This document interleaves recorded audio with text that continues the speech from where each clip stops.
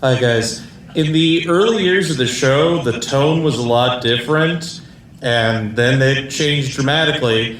As actors, how was it adjusting to that change, and did you prefer one acting style over the other? Gosh, I mean, we know, again, we almost were canceled. Yes. And that's when they decided to go live audience. And I think that's when we became alive.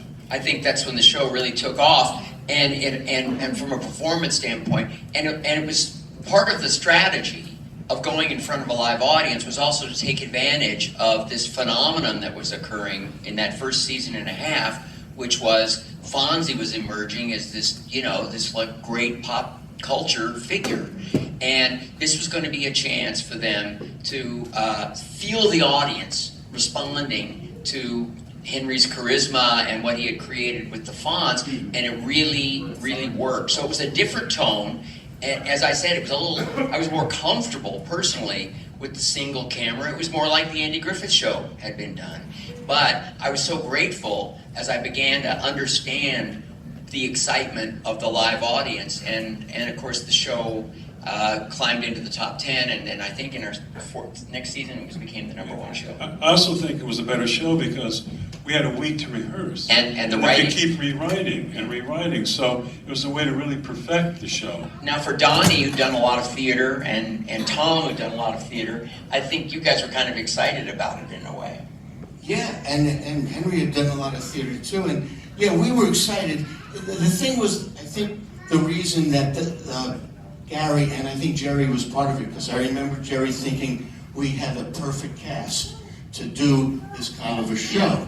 And the thing is that the big shows then, the big comedies, All in the Family, which was shot in front of an audience, Maude, which was shot in Mary front Tyler Moore.